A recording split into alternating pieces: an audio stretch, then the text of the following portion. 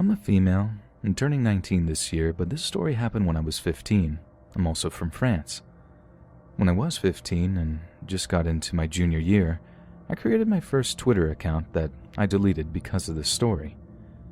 I didn't tell anyone my username, neither my family nor my friends, because I didn't have any. My profile picture was an avatar, so no pictures of me on the account, and as far as location, I said Paris because I lived in the suburbs. I didn't have many followers, 20 or maybe 30, and I didn't follow that many people, so my timeline wasn't really that interesting. One evening in October, someone sent me a quite strange direct message. It was a 200 followers account, and the message was like, "Hi, my name is Rob. I just turned 17 and wanted to know if you lived in," stating my hometown. Because I'll soon move in and go to that town's high school, and I'm looking for friends. The town he said was obviously the town I lived in. I immediately thought something was wrong because there was nowhere on my profile I said where I actually lived, but after some time thinking, I remembered of a tweet that I made weeks ago about buses, and I mentioned the city, so I told myself that he must have looked up for that town and found my tweet. His age wasn't shocking because I'm 2 years ahead of my classmates. I was bored, and since he was polite, I answered him. I told him that I was indeed from that town and I go to the high school there. The discussion was natural, and we talked a lot that night, mainly about high school, about the food at the cafeteria, about the teachers, that kind of thing. But as it was getting very late, he tried to interpose some personal questions like, "Do you live far away from the school? In a house or an apartment? Do you live with both your parents? There's 5 of you? You're not often home alone, right?" I never answered because it was way too shady for me, and unfortunately he didn't insist. Unfortunately, because if he did, I would have probably blocked him. The next day, the same thing.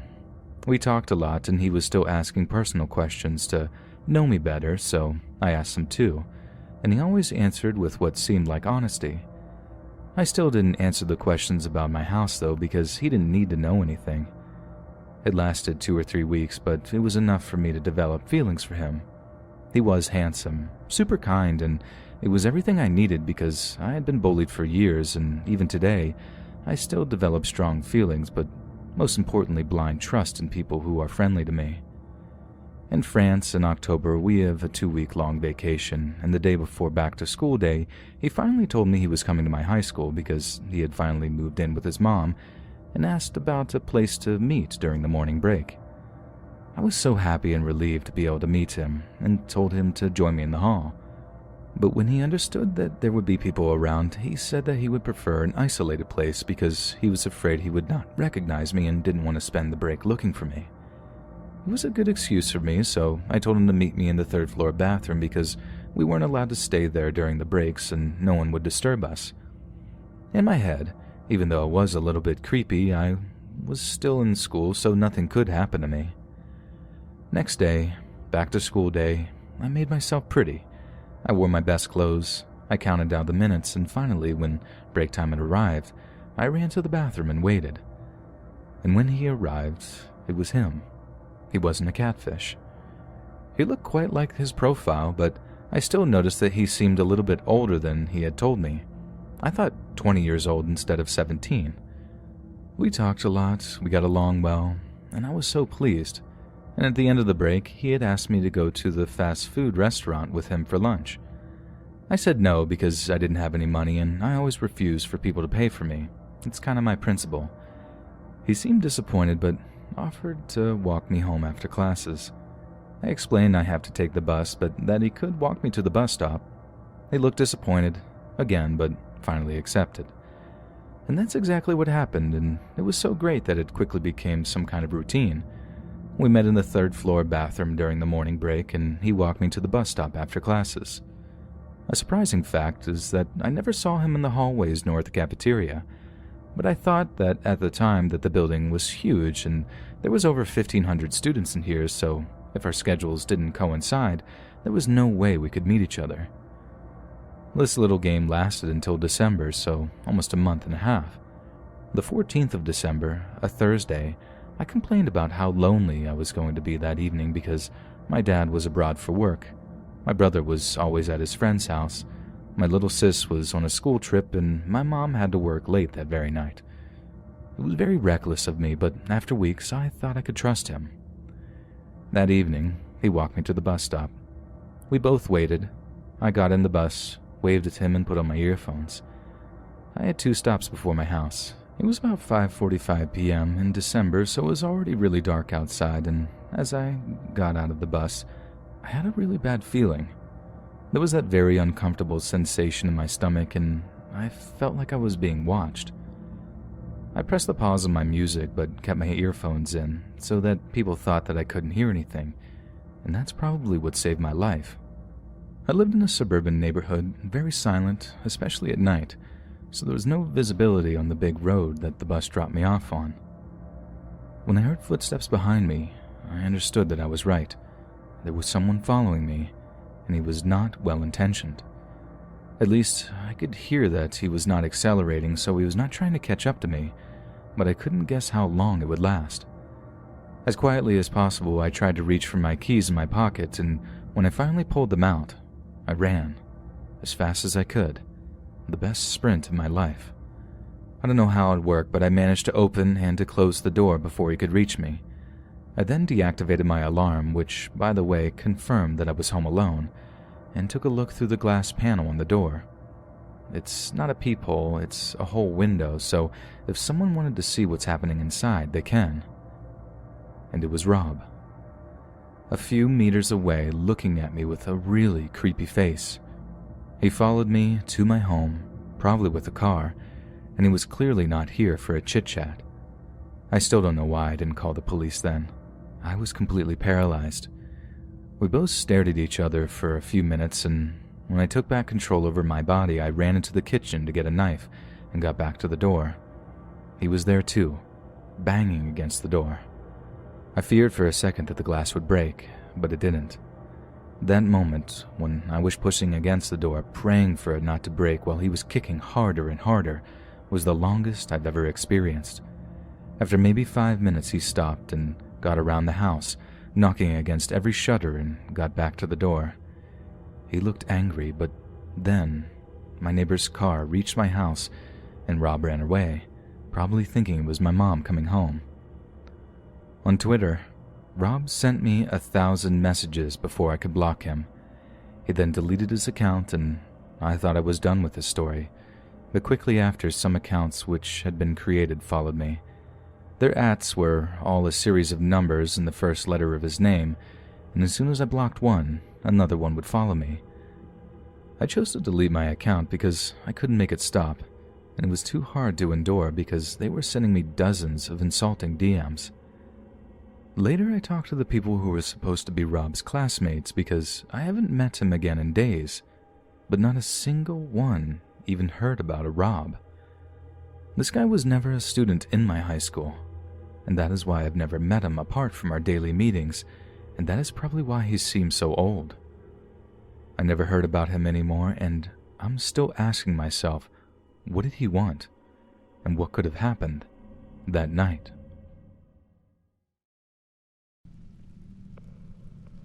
This happened on a Norwegian peninsula when I was about 15 years old.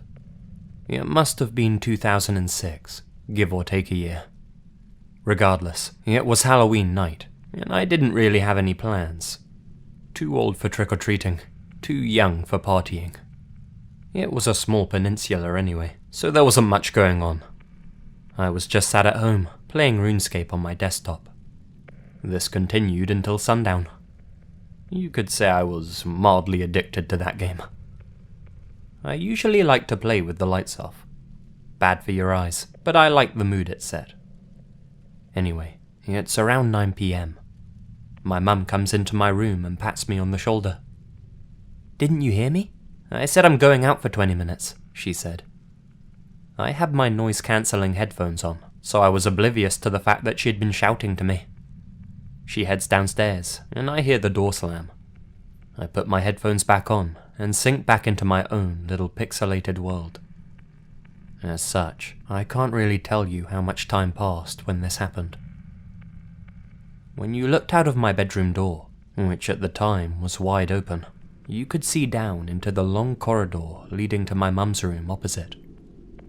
Since all of the lights were off, I could only really make out the outlines of all the objects, and that was only after my eyes adjusted after looking at the bright computer screen. Until then, it was like looking into a dark void of total blackness. You know when one of your senses has picked up on something that you're not totally conscious of yet, and you feel a little uneasy?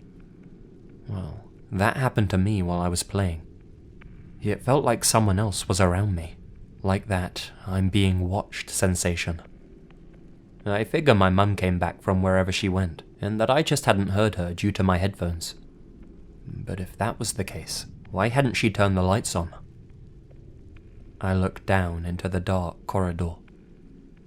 At the far end, something's glowing. It's large and fluorescent green. It's spherical. Looks like a floating orb of some kind. I freak out and whip off my headphones. After looking at it for a moment, it becomes clear that this isn't an orb at all, or anything supernatural like that. There's 2 black holes where eyes should be, and a dark slit for a mouth. It's a glow-in-the-dark mask, and it's not floating. Someone's wearing it. Whoever it is facing me. I can't make out the rest of their body, but the head is definitely looking in my direction and is slowly inching closer. It's some sort of distorted, expressionless face. It's hard to describe, but the image of it is burned deep into my memory. Realizing he's been spotted, the guy freezes. We just stare at each other for what felt like the longest time. He raises a finger up to the lips of his mask. Shh, I'm just a trick-or-treater. It's a thick, manly voice, one I didn't recognize. In a state of shock, and not really knowing how to react, I just sit there, keeping my eyes on him. So, trick or treat? I mumble out, neither. Please go now. But he doesn't go. The glowing face starts moving towards me. Desperate to keep him out of my bedroom, I leap up and slam my door closed, locking it and pressing the full weight of my body against it. The guy is just outside my door. I can hear his deep breaths on the other side. He tries the door handle. It rattles. More heavy breaths. He tries the handle again. Then I can hear quick footsteps moving down the stairs, and what I think is my front door opening and closing. Still in shock, I just sit in my barricaded room, sobbing to myself until my mum finally returns. It felt like forever since I'd last seen her. She asked me what was wrong, why I was crying, and why there was a large Hessian sack left in the corridor. I told her what had just happened. She called the police for me immediately. I like to think that this was just a crazy person, and that they didn't really have any intention of harming me. Just some sort of messed up Halloween prank.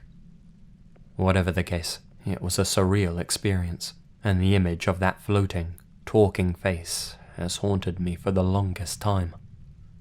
The most unnerving part about this to me, though, is the fact that the peninsula really was very small. For me to see a face around town that I didn't recognize was very rare. More than likely, someone in my family knew who this person was. Hell, I probably knew who it was. I hate to think that after that event, I may very well have interacted with that person. The thought that they specifically targeted me out of everyone in the area made me extremely uncomfortable. I never felt safe there after that. That's part of the reason I moved away when I was 18. A few years ago, my aunt and her husband hired me to babysit for them. It was Halloween weekend, and they were going out to a party somewhere. Their son Josh, who was only 10 months old at the time, was a really simple kid to take care of. He rarely cried, and was really no trouble whatsoever. To top it off, he was super cute. Still is. Anyway, I arrive at their place, and they head off to their party, saying that they'll be back before 11 PM, and that if there's any problems, to call them immediately. The night was mostly routine. A couple of trick-or-treaters came to the door, but other than that, it was just me watching TV. The baby was asleep upstairs, and I had the monitor with me at all times. I also made sure to check up on him every 10 minutes or so. Call me paranoid, but whatever. I just wanted to make sure that he was okay. It's around 11:30 PM. Great. My aunt and uncle are taking longer than they said. I'm watching a Nick Cage movie while struggling to stay awake. This turned out to be a losing battle. I end up closing my eyes for what I thought was just a moment, but when I opened them and checked the clock, I realized I'd been asleep for almost half an hour. Fantastic. Nearly midnight, and they're still not back. I pick up the baby monitor, and immediately, something doesn't sound quite right. Baby Josh isn't crying or anything. I can hear his peaceful little breaths clearly through the device, but there's a slight creaking that seemed out of place. It sounded like the floorboards. Surely he hadn't gotten out of his cot and started taking his first steps. I couldn't help but wonder what that sound was. I get an uncomfortable feeling swell up inside me. I make my way to the foot of the stairs, and instinctively, uncomfortably, I lightly call out, "Joshy? I'm coming up now." I walk up the creaky steps and into where Josh was sleeping. He was laying there, completely comfortable and snug as a bug. Nothing seemed out of place or unusual. I watch over him for a few moments, and for whatever reason, decide to stay with him until his parents arrive. After another half an hour, I hear their car finally pull into the driveway. They enter the house, and I make my way downstairs to greet them. I expect them to ask how things were, or to give a friendly sorry for being late, but instead, the first thing they ask me is, why is the spare key in the door? I went outside to check, and there it was. A key was in the front door, which obviously wasn't there when the pair had gone off to their party. They had both forgotten that they'd left a spare under the doormat and only remembered when they saw it. The door itself was still unlocked when they arrived back home. My uncle ran inside and searched the whole place thoroughly. Whoever had used that key to gain entrance to the house was now gone. I still don't know how they managed to sneak out under my very nose. 4 months after this incident, a human trafficking ring was busted in our area. The group didn't discriminate based on age. They'd sell women and young girls into domestic or sexual slavery, and babies to the highest bidder. Usually, this would be to people in the Far East that wanted a white child, but I guess all sorts of people were potential buyers. According to my uncle's friend who's in the force, it seems likely that this group had been staking out their house and realized that the spare key had been left under the mat. They didn't bother to rob the house when the whole family was out though. They were waiting until the baby became an easy target. Given enough time, an opportunity was bound to arise. When it did that Halloween night, they took it, and I'm damn thankful that I woke up when I did. Thank God for baby monitors, that's all I can say.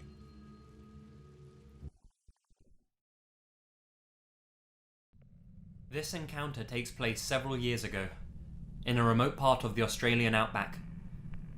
For a bit of background, I'm a pretty built 6'2" dude, and I was around 26 years old at the time. I was on a road trip with a mate, travelling around the central Queensland Outback, in my old, semi-reliable Nissan X-Trail.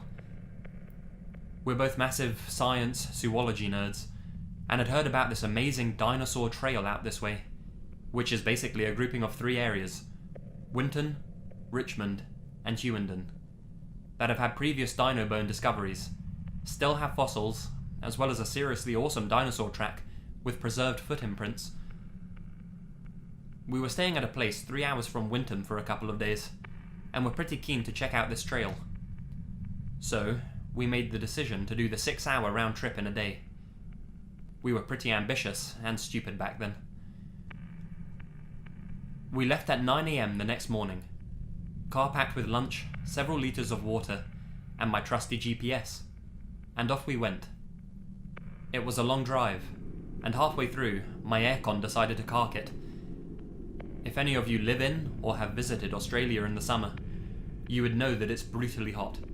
So I'm sure you can imagine the 3-hour trip without aircon was hell.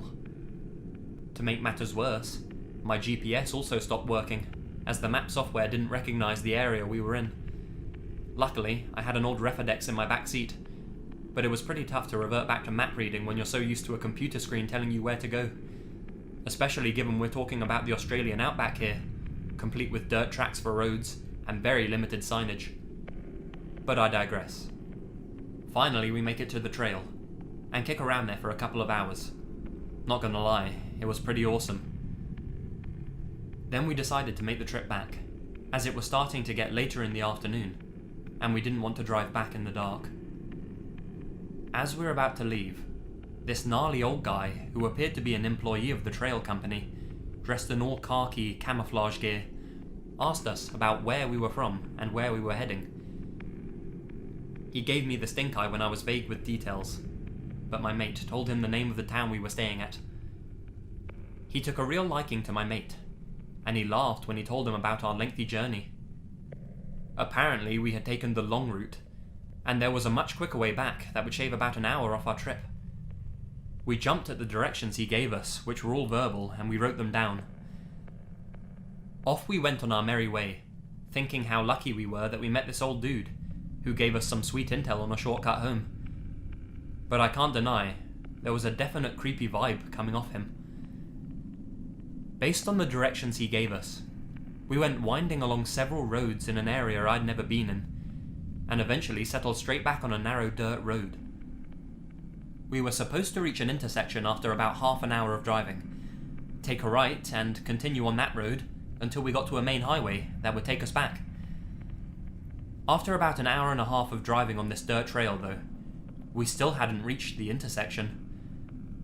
I was starting to freak out a bit, thinking we'd missed the turn, but my mate was completely chilled out and was sure that we'd get there eventually. I think he thought I was driving too slowly, but there are kangaroos out there, and they're dangerous if you hit one. We'd been travelling for quite a while now, and it was getting later and later in the day, and it got to the point where the petrol in the tank was only a quarter full. There were no houses, other roads or cars in sight, and I was really not comfortable with where this was headed. The middle of nowhere, in a remote area, in the wasteland that is the Australian Outback. There weren't any trees, only this dirt road, and desolate, dry bushland as far as the eye can see. I stopped the car and told my mate to get the binoculars out of the back, to take a look around in case there was any landmarks. Yes, I carried binoculars in my car, and I still do. He obliges, and I can just make out a house-like structure not too far in the distance, so we made the decision to head for that. We figured it could be a house, and maybe the people would be nice enough to give us some petrol to top us up, and some better directions to get us out of there. As we neared this structure, it became apparent that this was no house at all. We pulled up out front, and see that it's an old caravan that's been burned to a shell from the inside out. It's still got 3 blackened partial walls up though, so we can't see all the way in, and it looks like someone's been there recently, because there are animal bones strung up all over the place, and a cow skull at the entrance of the caravan. Some of the animal bone things even have grass or horsehair woven into them, and they're arranged like decorations. Then we see this hand-painted sign that's been staked into the ground, with the words, "Moonlight Motel," written on it. My alarm bells are ringing loud and clear. I nudge my friend and say, let's get the fuck out of here, but he's distracted by something in the distance. It's a car, coming in the direction we'd just come from. It must have only been 10 minutes behind us the entire time we were driving, but I didn't see it once. It's kicking up a ton of dust, which indicates that it's coming towards us fast. It's at this point we both hear a creepy scratching sound coming from the burned out caravan, like someone scratching at the wall from the inside. I move a little closer to try and see what it is. And there is a person in there, peeking out at us from a hole in the damaged wall. Then, this childlike voice, that's obviously a grown man imitating a little girl, giggles and says, "Are you here to play with me?" My mate and I both look at each other, and we book it out of there, back into the inner sanctum of the X-Trail. Just as I'm about to reverse out, the other car stops just behind my car, with the high beams on. I can't see the driver, but they're in my way, so I can't reverse out of there. I have no choice but to drive forward and turn around that way, narrowly missing the State Motel sign. As we're turning to leave, the driver starts to blare the horn, just hammering it for no reason at all. I just sped off back in the direction that we came, and thankfully the other car doesn't follow. It's getting to twilight at this stage, and pretty dangerous to be out on these country roads once it's dark, because of the aforementioned kangaroo situation. But we're feeling a bit better, as we manage to navigate our way back to where we came from, the Dino Trail, and even start to joke around about what happened. The person in the other car was probably just honking at us to get our attention to help with directions or something. I pull into the parking lot and go to the front desk area of the company that runs the tours. I explained that we had gotten lost on the way back to the town we were staying at, and the lady there was kind enough to give us just enough petrol for the ride back. I couldn't help myself, and I mentioned to her that our workmate was a real jerk for giving us those weird directions. We figured there was no way that we could have messed up with the directions that he gave us.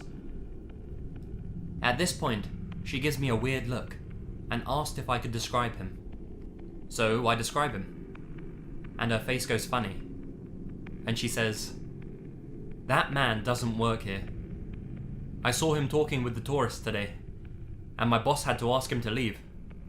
He kept trying to get the details of where people were staying, and telling them that he had vacancies at his place, and they could stay there, the Moonlight Motel."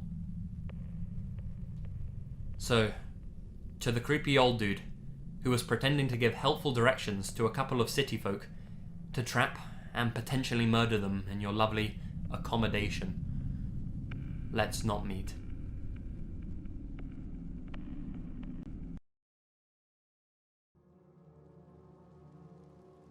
My uncle Miguel had a harrowing experience whilst on a date in Mexico. It was 1980-something, and he was travelling around the country, living the dream. He was never lucky when it came to love, still isn't. But whilst just outside Guadalajara, he met a girl called Ramona. According to him, she was young, vivacious, and extremely beautiful.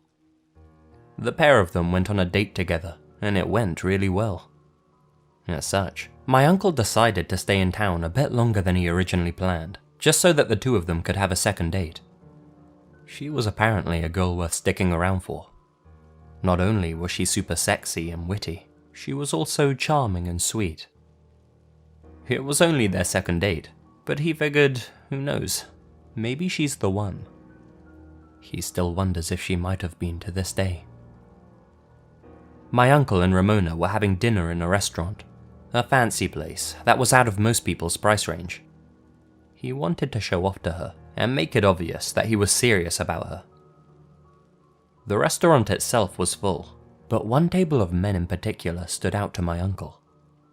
They were dressed decadently, but tastelessly. White suits, gold chains, sunglasses indoors. They were making twice as much noise as all of the rest of the diners combined.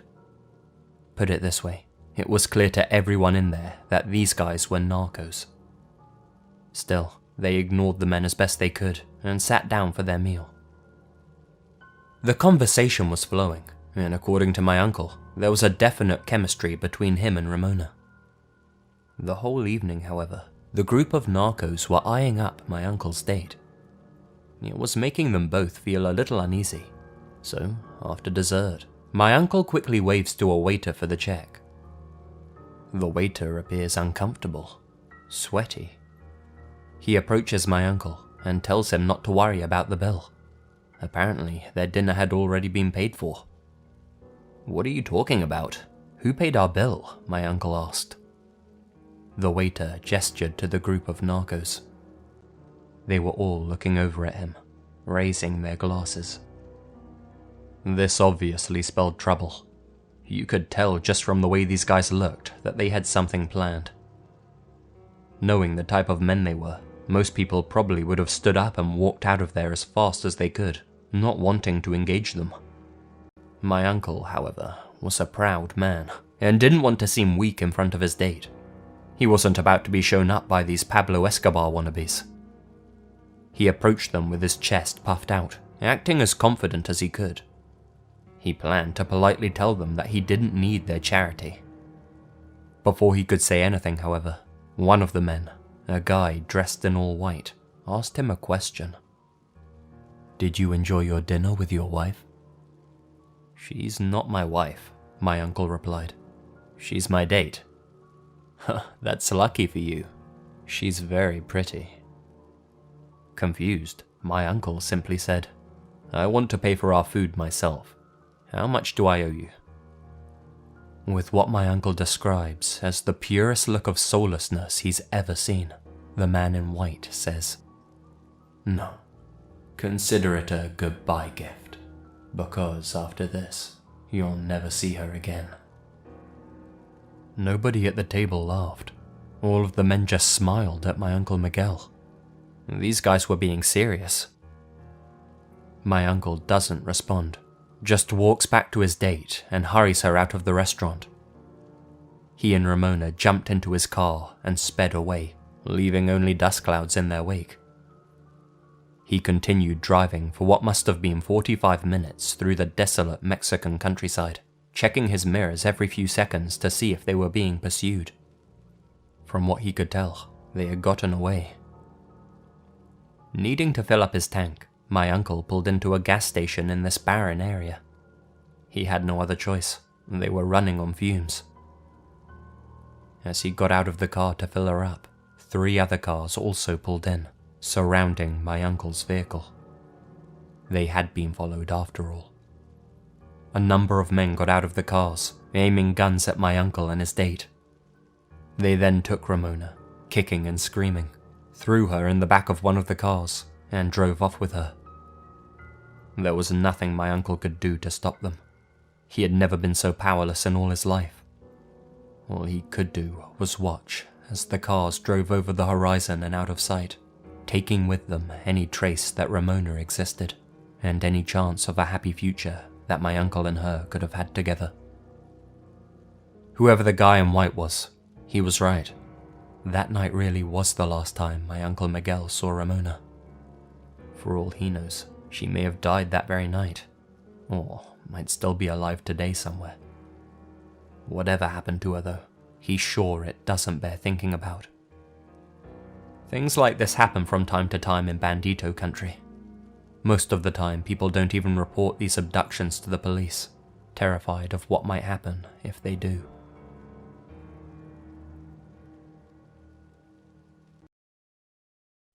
I've always had a weak heart. Not physically. I've always been afraid of my own shadow.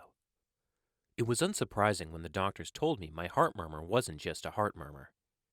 A year of tests, a year of therapy, constant trips to the hospital, and I was finally told that it had all been for nothing.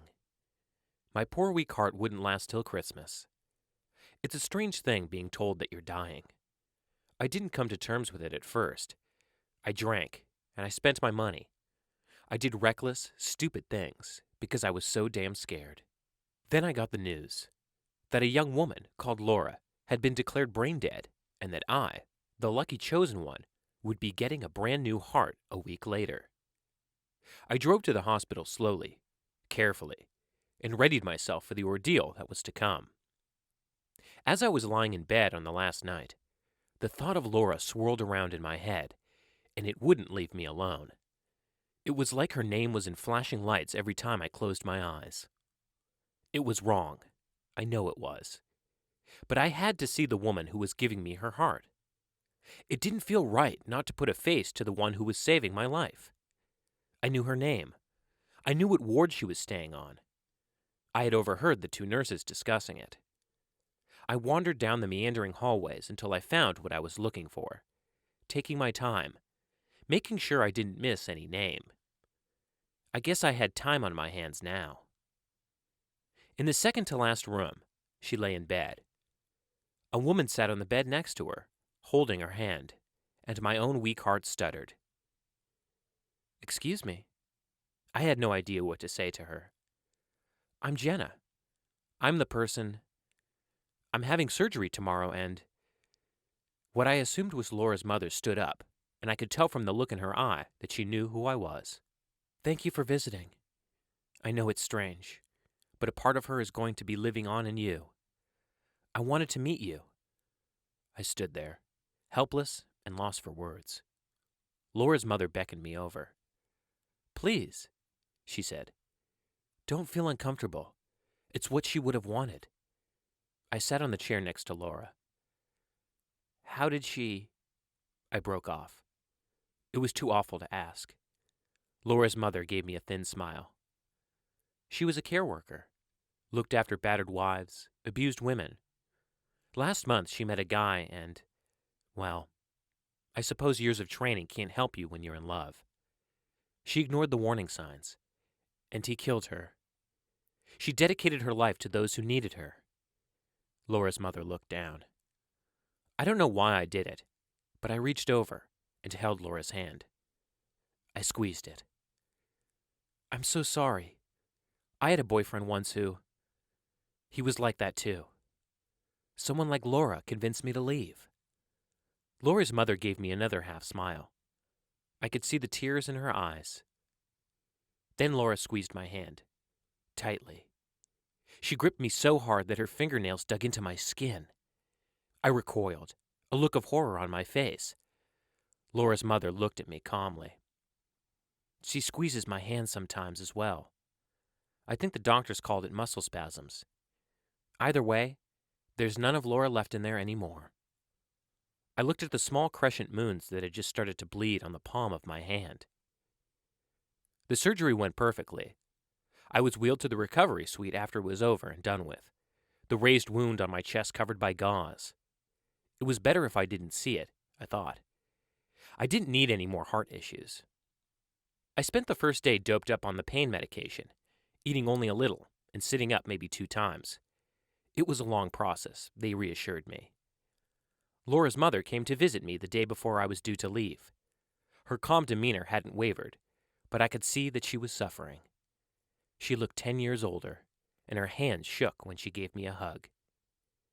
"When are you going home?" "Tomorrow," I told her. "Please, come visit whenever you want."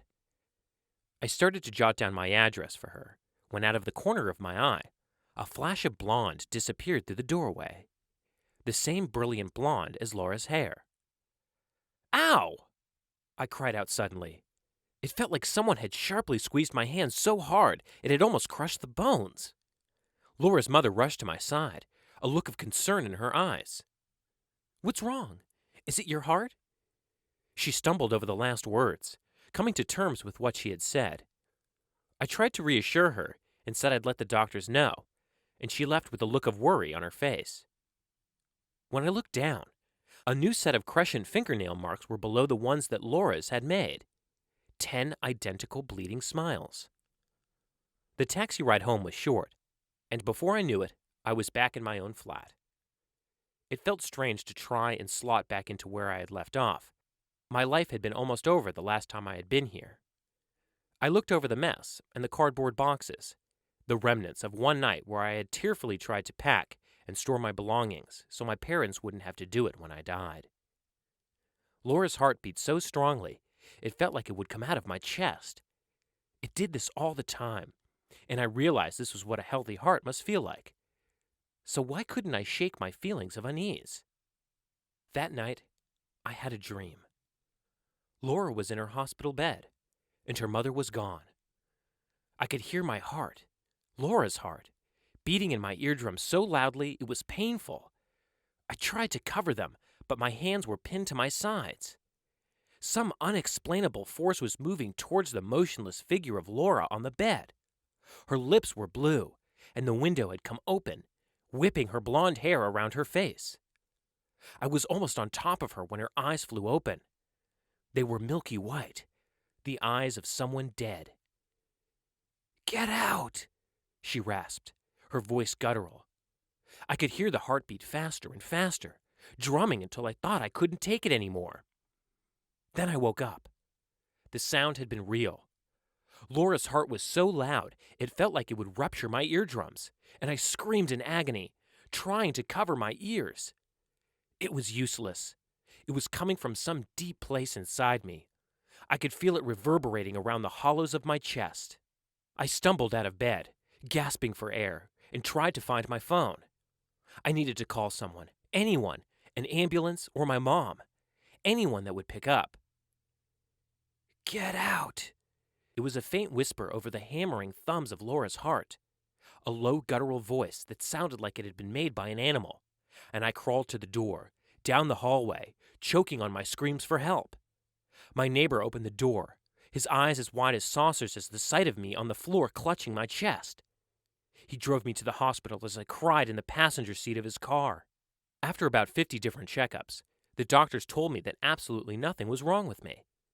They told me my heart was regular, my blood pressure was normal, and that everything was going just swimmingly. I stood in the waiting area, wallowing in my shame and frustration. That heart didn't belong to me. The phone buzzed on the counter, an unknown number. Great. That was all I needed. More unexplained, scary things, like a stranger on the end of the phone. My voice sounded small on the line. "Hello?" "Good morning. This is the Thames Valley Police. We've called to report an incident that occurred in your flat around 1:30 a.m. today." I felt a wave of embarrassment. "I'm so sorry. I recently had surgery, and I wasn't feeling well. I had to have my neighbor drive me to the hospital, and I think I panicked a little in the hallway before I left." There was a small silence on the other end of the phone. "I'm afraid this is something you might want to be sitting down for."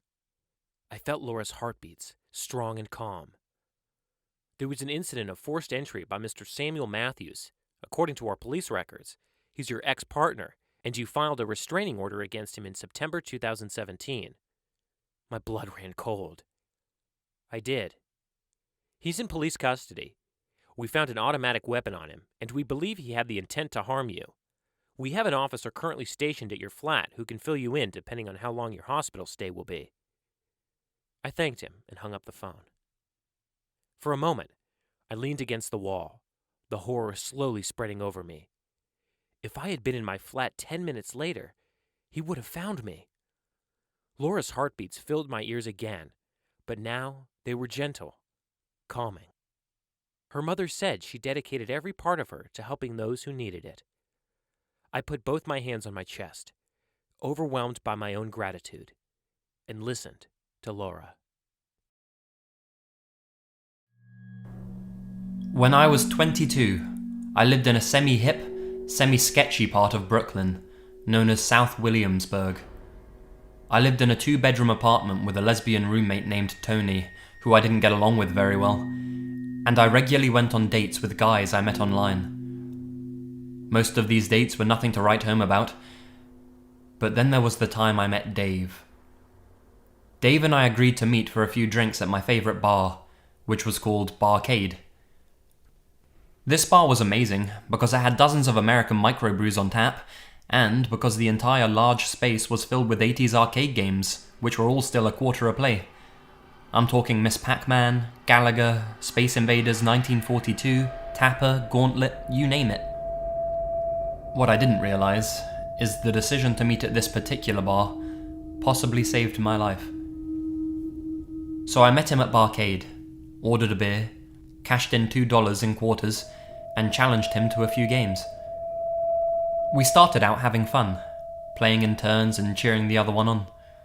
But after a few rounds of Punch-Out, he started getting antsy.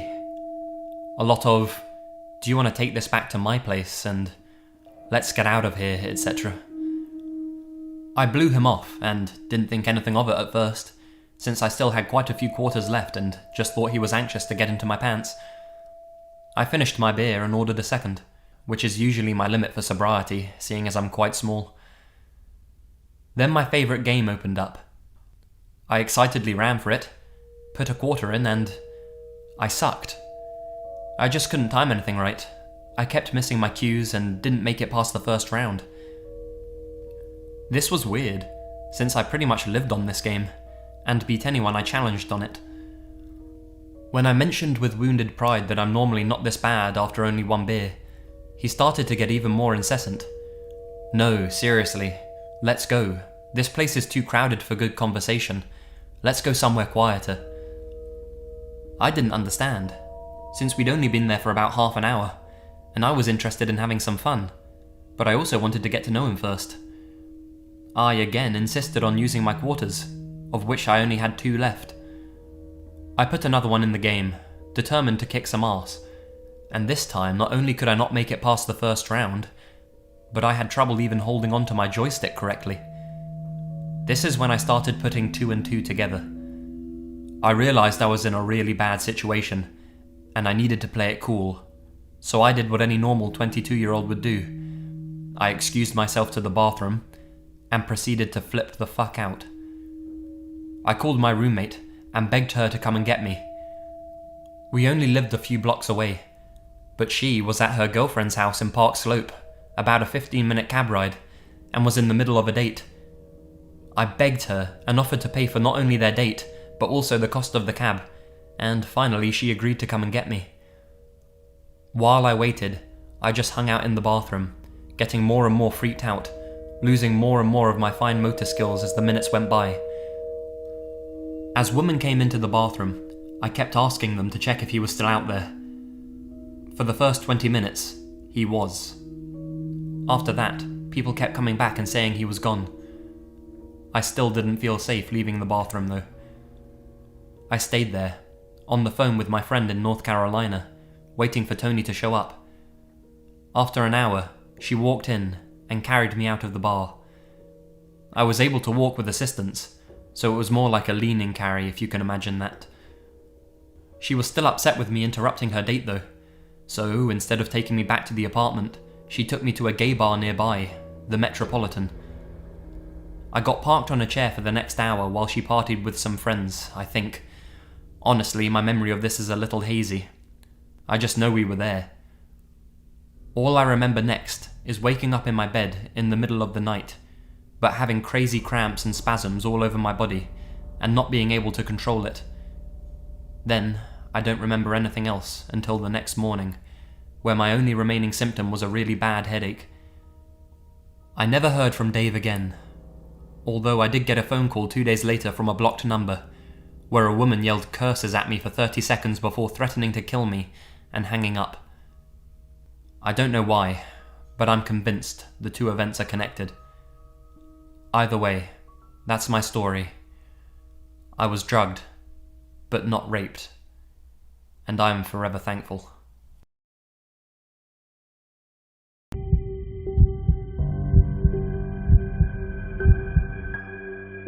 One night when I was 15 years old, I arrived home just after midnight and my parents were already in bed. I decided to leave the back door unlocked for my older brother since he was sleeping over at a friend's house. Big mistake. In the middle of the night, I awoke to feel something cold and metallic pressing on my neck. At first I thought it was my brother playing a prank on me, but then I couldn't see the pitch black bedroom. Then a big hairy hand covered my nose and mouth. I couldn't breathe. I heard a deep rasping voice say, "If you make any noise, I'll kill you." After my eyes adjusted to the darkness, I could make out the shape of a man leaning over me. There was no face, just a black mask with holes cut out for the eyes. He was holding a knife to my throat. I knew my parents were asleep in the next room, so I tried to make as much noise as I could, but the man's hand muffled my screams. I kicked my legs trying to bang on the walls so my parents could hear. All of a sudden, through the screams, I can hear my parents get up and they're running towards my room. When my parents opened the bedroom door, they were confronted by a terrifying scene. All they could see in the darkened room was a big black silhouette bent over me, and holding a knife to my throat. As soon as he saw the knife, my father jumped on top of the intruder and struggled with him. My mother grabbed the man's wrist and wrestled the knife out of his hand. My father managed to get his arm around the masked man's neck and began to choke him. I grabbed my cell phone and I ran outside to call 911 as my parents kept the intruder pinned to the bedroom floor until the police arrived. The bedroom door burst open and the police officer ran in holding a gun, yelling, "Don't move or I'll blow your head off." The police handcuffed the intruder and dragged him out of the house. When police searched the man's truck, they found a variety of weapons and some bloody clothes. It turned out that the masked man had already murdered 2 people a few days before. My family and I, we had no way of knowing it, but we had just captured a serial killer. And the scariest part about this is that it can happen to anyone at any time. This was real. The killer's name is Adam Leroy Lane, and he'll be spending the next 25 years to 30 years in prison. What I've learned from this is to always lock my back door.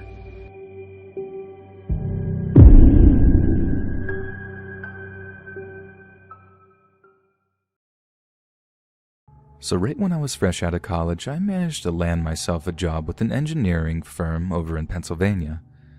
It kind of sucked having to move away from Rochester, New York, where all my friends and family were, but the salary this firm was offering was so sweet that I just couldn't turn it down. So I went online and got looking for apartments just outside of Philly, eventually finding an advert for a guy who was looking for a roommate for a super swanky apartment. I mean, this place was really nice, and I could get why the guy would be looking for a roommate to split the rent with, especially since he seemed to be a younger dude who was probably in a similar position as I was. However, I didn't have the time to drive down to actually look at the place or meet the guy in person, so I pretty much did all the arrangements by phone, which maybe, now that I look back on it, was my first big mistake. So I moved in with this guy, Daryl, who was super chill and pretty much spent all day playing 2K since he worked nights. I figured that he must have had a pretty high-paying job, and since he had this huge flat-screen TV, lots of expensive clothes, a nice car, the works, really. We didn't talk all that much, since we were on such different schedules, but eventually, when I asked him exactly what it is that he did for a living, he gave some super vague answer about having some kind of accountancy job. And no matter how much I pressed him for details, he always gave some wishy-washy answer until he got tired of the questions and changed the subject. Like a lot of you reading this, I started to suspect that Daryl wasn't quite telling the truth about what he did for a living. Like not once did I see him wearing anything like a shirt and tie. All his clothes were super upmarket, sure, but they were all super casual. He also had a lot of visitors in the evenings before we left for work. At first, I figured they were just friends of his, but there were a handful he didn't seem all that close with. And every time they stopped by to see him, at some point they just scuffle off into Daryl's bedroom for a while, talking in hushed tones before the visitor eventually left. I knew something was going on, but as embarrassing as it is, back then I was pretty naive. Besides that, I really didn't think it was any of my business. The last thing I wanted to do was upset my new roommate and screw away such a sweet living arrangement. So, this one Saturday, I'm in the local 7-Eleven just like a block away from the apartment when this dude comes up to me as I'm looking at coffee and asks me if I'm the guy who lives with Daryl. Obviously, I'm all like, "Yeah, good to see you, dude." I didn't recognize the guy, but I figured that he'd visited the apartment one time and I just couldn't quite remember his face. He's being all friendly and whatnot, making small talk about this and that before he asked if I know whether or not Daryl was at home right then. I told him I didn't know, but that since it was like mid-afternoon that he probably was since he worked nights, whatever that entailed. And the guy's all like, "Okay, cool, I might stop by and say hi." And all this stuff, then makes some excuses and leaves the store. I pick up a few things and head back to the apartment, half expecting to see the guy from the 7-Eleven when I walk through the door. Only he's not there, and when I tell Daryl about how I saw one of his buddies in the store, he has no idea who I'm talking about. Even when I describe the guy in quite vivid detail, he has absolutely zero clue who I'm referring to. He starts reeling off names, asking if it was Deshaun or Robbie or Angelo, and it's then that I sort of realize that the guy hadn't given me a name at all, which is weird, right? I mean, I thought it was. You think the dude would have been like, tell him such and such said hi, or at least something like that. I didn't really think anything of it at the time, but Daryl seemed just a little too freaked out by the encounter for my liking. And in the moments after I told him, he marches off into his bedroom and stays there for the rest of the evening, talking to someone, I'm guessing on the phone, in those same hushed tones that I was used to hearing. A few days after this, I'm walking back up towards the 7-Eleven to grab some milk for coffee when I see the same dude that hadn't given his name parked up at the side of the road. He calls out to me, greeting me and making chit-chat in that same warm way he had before again asking if Daryl was home. This time I straight up lie to him, telling him that, yeah, Daryl was home, only this time he was with a bunch of his friends playing 2K. He wasn't. He was actually out visiting family across the city, but there was something about this guy that I really didn't like. I quickly make an excuse telling him I had to go, and it was only then that this guy's demeanor started to change. He wasn't all smiles and laughs anymore. He just eyeballed me as I walked away, and he was still there when I walked back, just watching me as I walked towards our apartment. I should have seen it coming, and I feel like such an idiot for not knowing what I was headed for. But I guess in hindsight, it's always 2020. Because a couple of nights later, I was just about to catch some sleep when Daryl finally comes home from work. He seems a little shaken and asks me if anyone had called by the apartment that evening. I tell him no, it's been pretty quiet, but the answer doesn't satisfy him. He asks me if I'd seen anyone at all, anyone hanging around the area that I didn't recognize.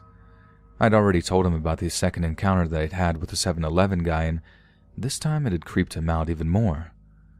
He asked if I'd seen that same guy at any point that evening, and I told him no, that I hadn't seen him since that weekday evening. I turned the whole thing around and asked him why he was so nervous about this, if anything had happened at work that evening, but he was his usual cagey self. He just retreated to his bedroom where he apparently went straight to sleep, which is exactly what I did too. Next thing I know, I'm waking up to this loud banging on the front door to our apartment. I had pretty much knew exactly what the deal was. Daryl had gone out to make a call, as he sometimes did at this time of night, and had left his keys in the apartment. This had happened a handful of times before, and I was honestly getting really sick of being woken up by it.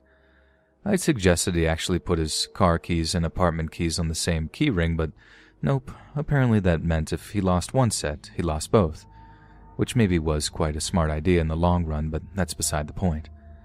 So I'm all bleary-eyed, shuffling toward the front door in my underwear and a t-shirt when he starts banging again. I'm like, all right, I'm coming. Stop with the banging, Jesus. Before I undo the deadbolts and open the door, I start saying something like, you really should just attach those freaking keys, when I see it's not Daryl at all.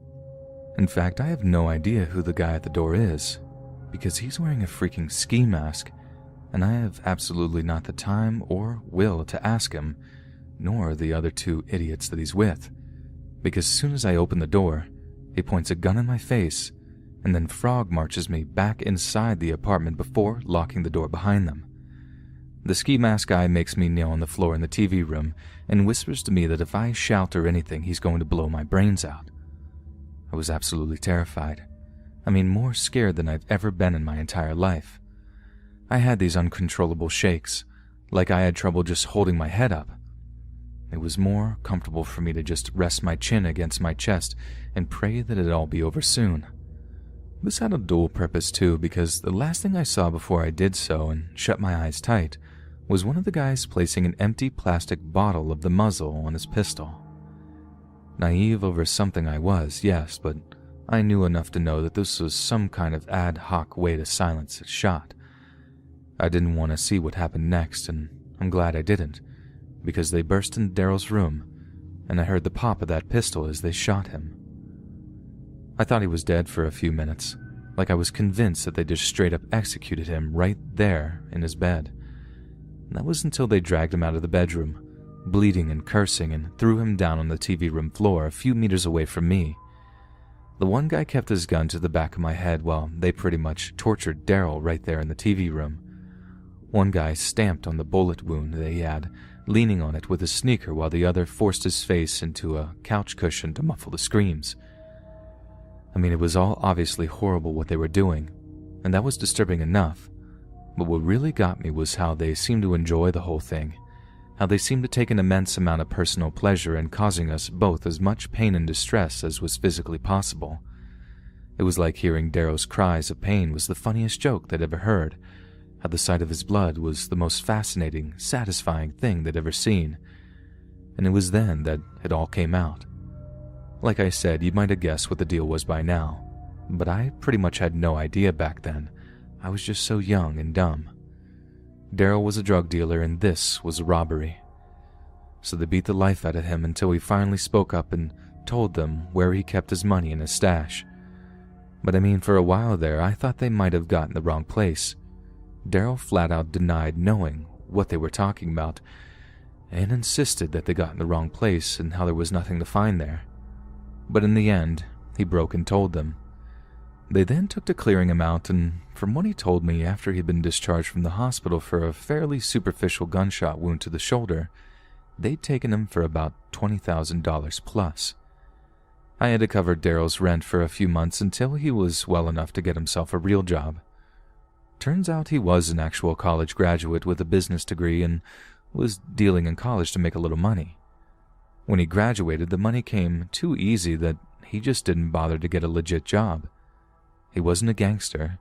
He just didn't have that kind of personality, which I suppose is what made him the perfect prey for the actual criminals that broke in that night.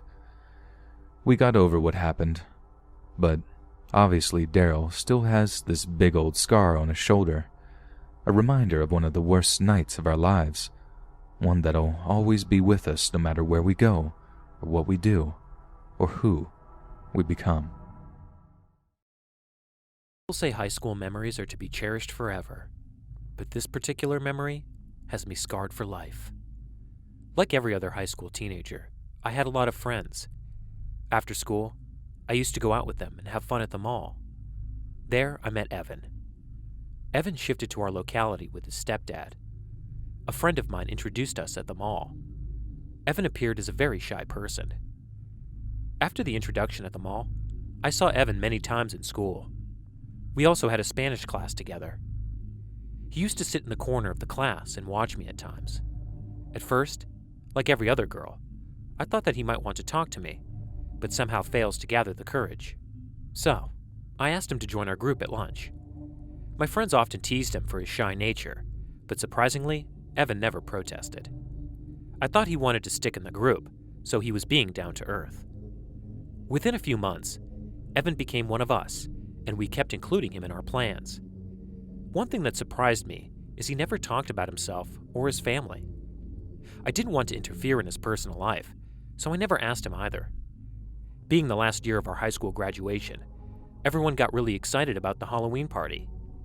We all started to plan what clothes to wear and what games to play that night. We wanted to organize a party, especially for our group, and decided to ask our parents individually if we can arrange anyone's house for the party. A week before Halloween, I was discussing with my friends about the costume just when I saw Evan entering the class. He looked a bit unorganized. His hair was all messy, and his clothes were wrinkled. I went to him and asked, "Hey, is everything fine?" He replied in a shaky voice, Yeah, all good." I knew something was wrong just when I noticed bruises on his wrist. I immediately asked him, "Oh my God, you were hurt. Did anyone do that to you?" I don't know why Evan reacted oddly. He stormed out of the class, saying, "Leave me alone." I felt a bit upset about his behavior and distanced myself a bit from him since that day. I thought he might have got into a fight or bullied by someone, which is why he is ashamed to open up about it. For the next 5 days, I didn't talk to Evan, and he didn't talk to me either. The next day, I was coming home after school when I saw Evan standing at the sidewalk in front of me. He was on his bicycle. I was pissed at him, so I tried to walk past him. He called me, and I had to stop. He then came to me and said, "I am sorry, Stacy. I was in a bad mood for a while. You have always been nice to me. Forgive me for being rude that day. I realized he meant it, and we sorted things out. He walked me home, too. On the day before Halloween, everyone was worried about our party venue, just when Evan surprised everyone and said, "My dad is going to be out of town. We can party at my house. I have decided to do some really spooky decorations for Halloween." No one expected this from him, hence Evan suddenly became the hero of the group. For a shy guy like him, getting so much attention at once made him even shyer. We all decided to show up at 7 p.m. at his house. Evan texted his house address in our group chat. As per the schedule, we all reached the venue at 7 p.m. It was a group of 8 people. Evan's house was in the outskirts of the town in a secluded area. The boys in our group got really excited that we can play loud music, as there's no scope of being bothered by the neighbor. I was amazed to see the decoration he put up. His house was actually looking spooky. There were fake cobwebs, spooky neon lights coming from pumpkin heads, spiders hanging from the ceiling, and the most exciting one was a fake mummy placed in the hallway, which made the Halloween party perfect. Everyone praised Evan for such realistic effects. I noticed how hard he had worked on making the mummy, and also to give it real effects. He has placed the mummy on a wooden box filled with ice. The smoke coming from the ice made the air around the house quite chilly. The party was on the swing.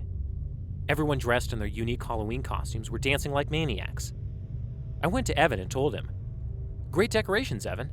This actually looks spooky. I love the mummy. It looks so real."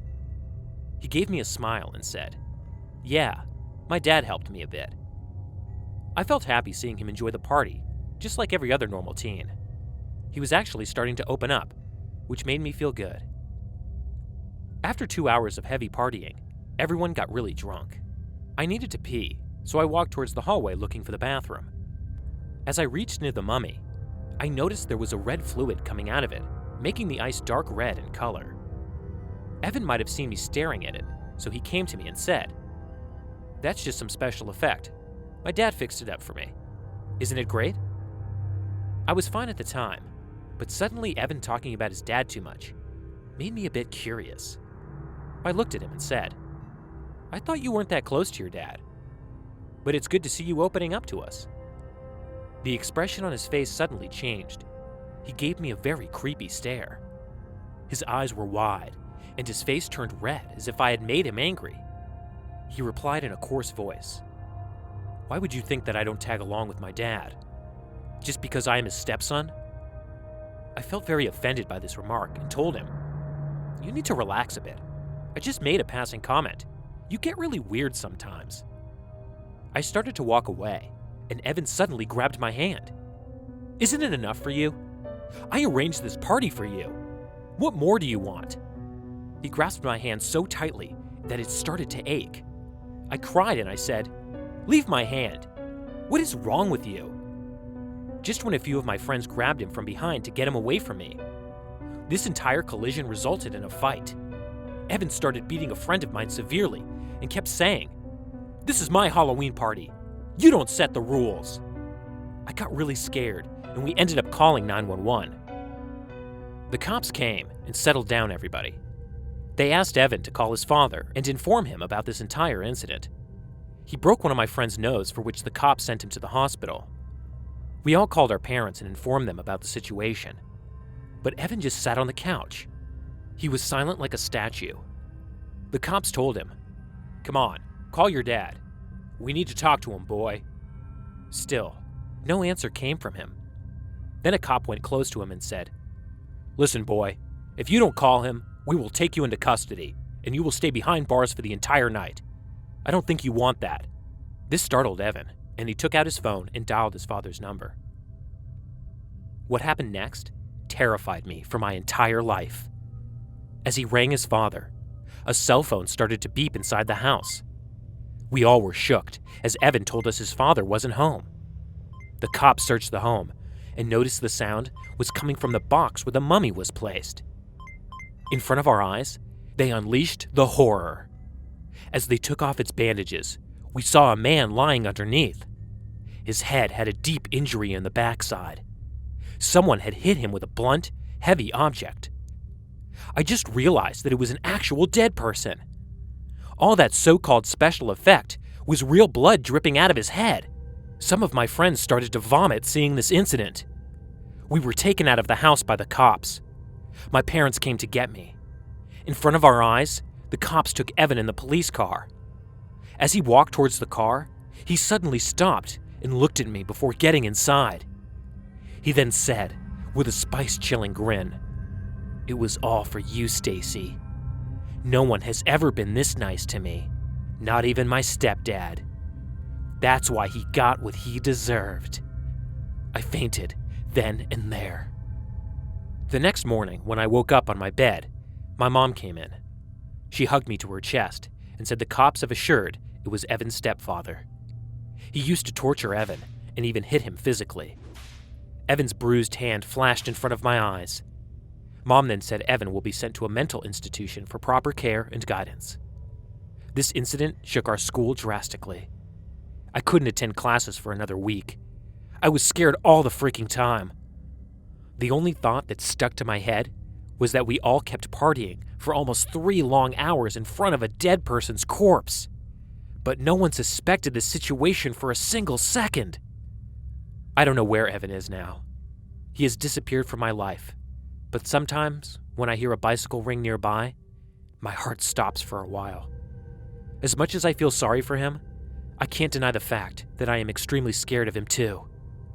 I never guessed I would end up attending a Halloween party, having a real corpse.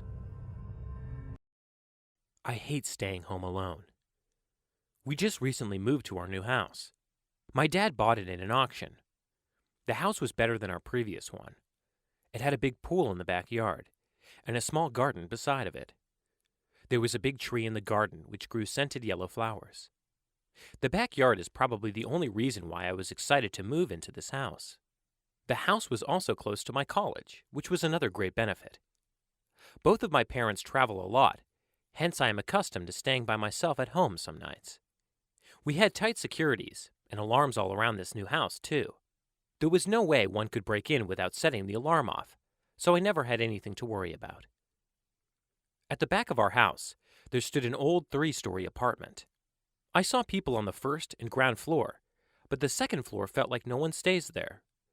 The second story's bedroom window was faced directly at the backside of our house. It was a calm and quiet community, so I kind of liked chilling while my parents are gone. One weekend, my parents were off to visit my sick aunt in L.A. I stayed back at home like usual. It was a Saturday night, hence all my friends wanted to hang out at a friend's house. I promised my parents not to stay out late, so after a couple of beers, I came back home. It was 9 p.m., and I wasn't feeling sleepy at all. I went upstairs and got in my bathing suit and went for a swim in the pool. It was a hot summer night. I poured myself a glass of fresh orange juice and put on some music.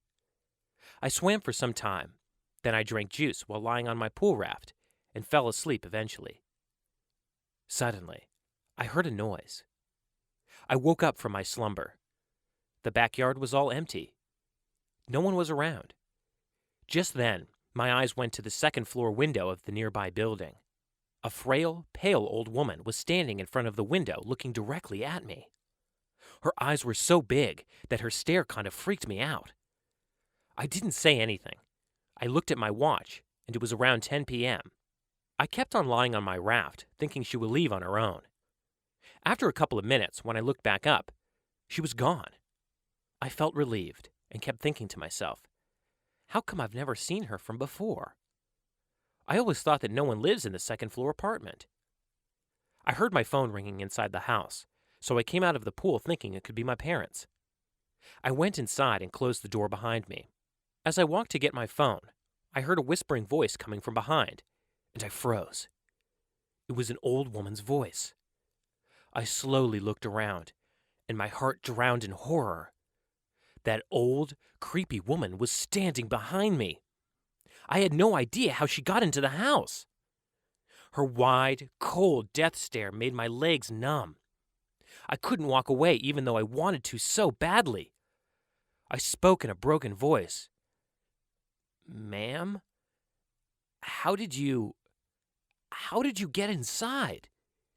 She slightly opened her toothless mouth and said, "Isabel, are you still here? Run away now, or your husband will come and bury you there." Then she lifted her weak, lean hand and pointed towards the tree in our garden with her long, creepy fingers. My blood turned to ice. I replied in a shaky voice, "Oh my God! What are you saying?" She didn't answer, just kept staring at the tree and then back to my face. Her mouth opened and eyes widened. It was such a horrible sight. Suddenly, my phone again rang, and I ran towards my room frantically this time. I got inside my room and locked the door. It was my dad. I answered the phone and started sobbing terribly. My dad got all freaked out and called 911 on my behalf. The cops came after 10 minutes. I was still in my room. I took my time and slowly approached the door. By this time, the old lady was gone. I told the cops everything. They immediately went to the building and asked a guy about the tenant on the second floor. It came out as a shock that the apartment is empty for the last 2 years. But the guy also said that an old lady used to live in the apartment back then. She was sick and bedridden, hence she spent most of the time of her days sitting near that window inside the dark room. Her children left her alone during her last days, and she even died sitting near that window. 2 cops stayed back with me that night. The next morning when my parents arrived, the cops told them I might have had a bad dream or something. While they were talking, something popped in my mind. I asked my dad what the name was for the previous owners of our house. He said the bank told him a woman lived with her husband in this house before we moved in. Her name was Isabel Monroe, and it was 2 years ago. "Why are you asking?" my dad added. My heart started to beat fast. I told them the old woman addressed me as Isabel and said her husband buried her under that tree. They all looked very surprised. The cops decided to check our backyard. When they dug under the tree, scaring the hell out of everyone, a skeleton of a full-grown woman got discovered from our garden. It had a ring on its left hand. My mom was completely paranoid, and so was me and my dad from the thought of knowing that a dead person was buried in the backyard without our knowledge. The cops investigated this matter, and they came to know that it was indeed the remains of the woman named Isabel. She went missing one night, and her husband filed a missing person report, but after filing that report, he too left town. Due to a lack of evidence, the police couldn't find any details about her. Also, no one came to interrogate about her. Her autopsy reports signified that she was murdered by a serious injury made with a blunt object on the back of her head. The cops suspect it was her husband who murdered her and buried her under that tree. They are still searching for her husband. I am very much sure that the old lady saw this entire incident from her room's window, but couldn't tell anyone. Even though people find it hard to believe, I think she came back to tell me about it. And I believe it was her ghost that I saw that night.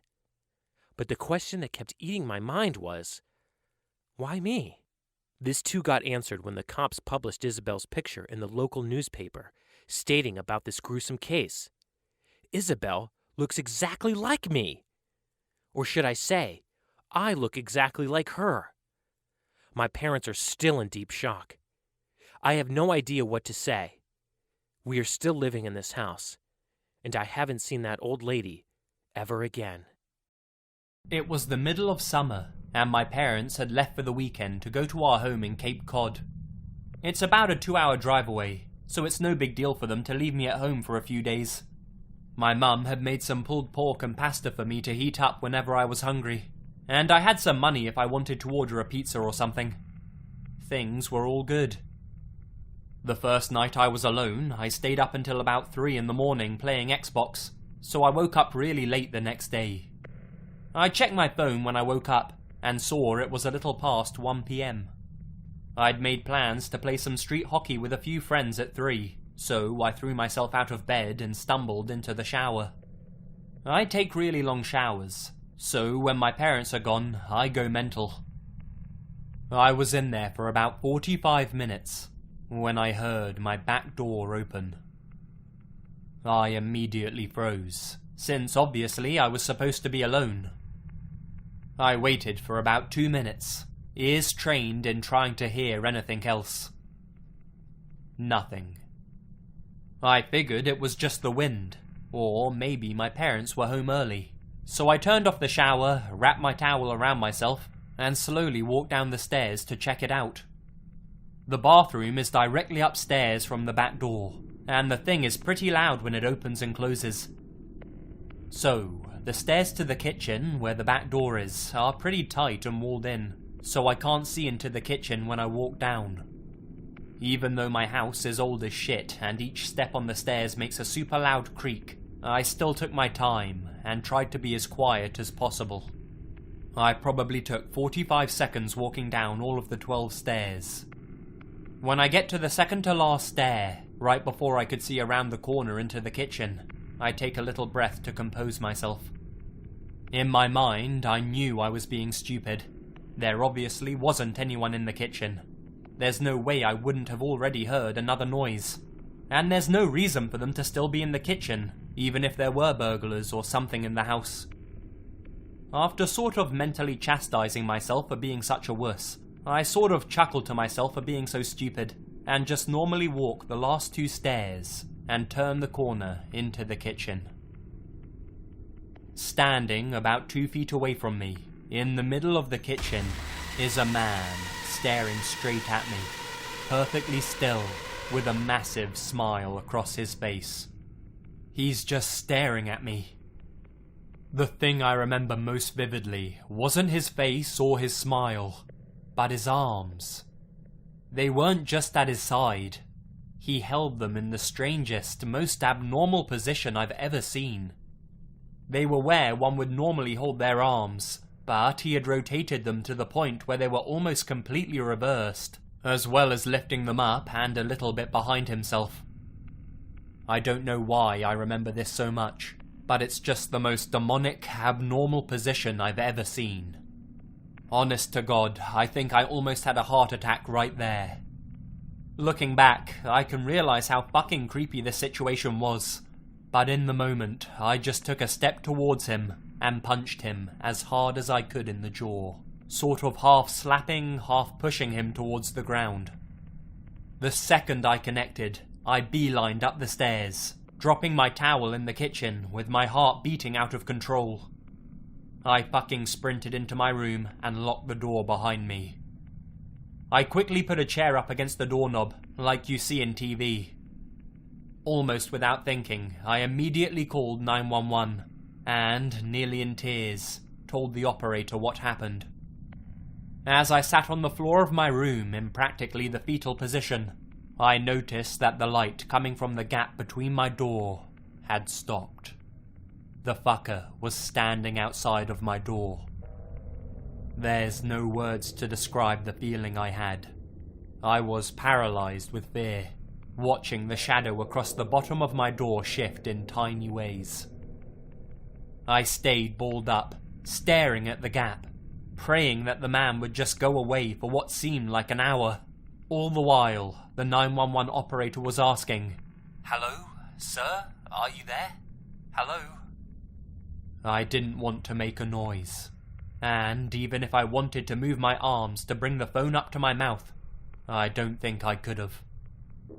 Eventually, the light returned to the gap, and I heard the faintest of footsteps slowly creaking the wooden floorboards as he walked down the hall. It was silent for minutes as I just sat there curled up, unable to even speak. Fear does funny things to the body. I heard banging on the front door, and the sound of 2 officers entering my house. I finally felt safe, and I opened up the door to the 2 of them standing there. I almost cried. Nowadays, my parents never leave me home alone, thank God, and I check every lock on the house before going to bed.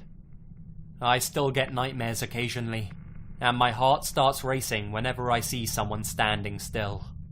But I'm doing alright. Even working with sketch artists and a few lineups, the police never found whoever the fuck was in my house. That sends shivers down my spine every time I look outside, half expecting to see him standing across the street, smiling under a lamppost.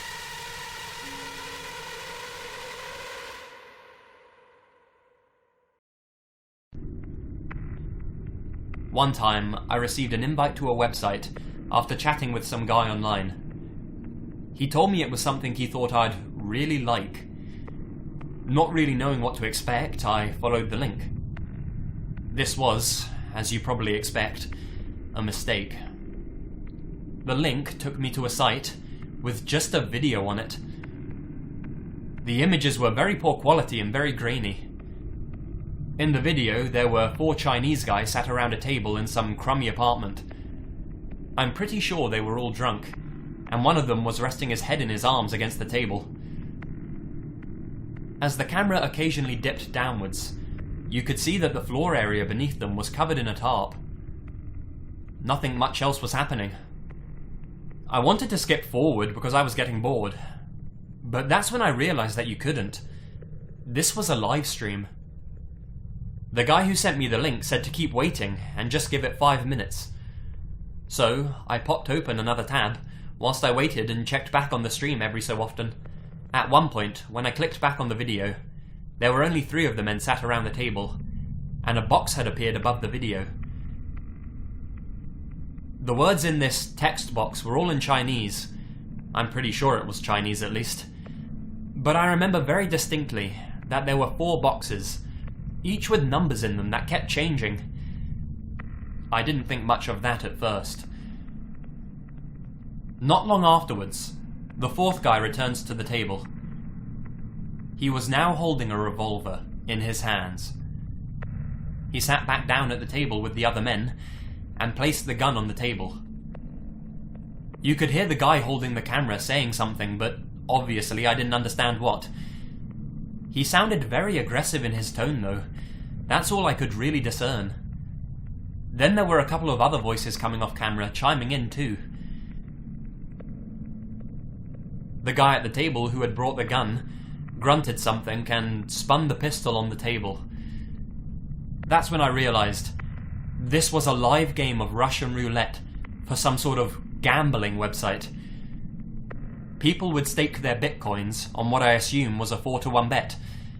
That's what the changing numbers were at the top of the screen. The Chinese characters must have referred to the different guys at the table, and I assume the changing numbers was the amount of cash being staked on each player. Whether the money wagered was for that man to live or die is something that I can't answer. It was like something out of the fucking Deer Hunter. I couldn't believe it. But these guys didn't look like they'd been captured and forced against their will to play. They just looked like tired businessmen. Maybe they were a group of desperados who really needed cash. Or maybe they really were forced, I don't really know. I should have stopped watching at that point. But I guess I'm a glutton for punishment. The guy who the gun ended up pointing at put it against his head and pulled the trigger. The chamber was empty, so he was okay. Then the next guy took the gun from him.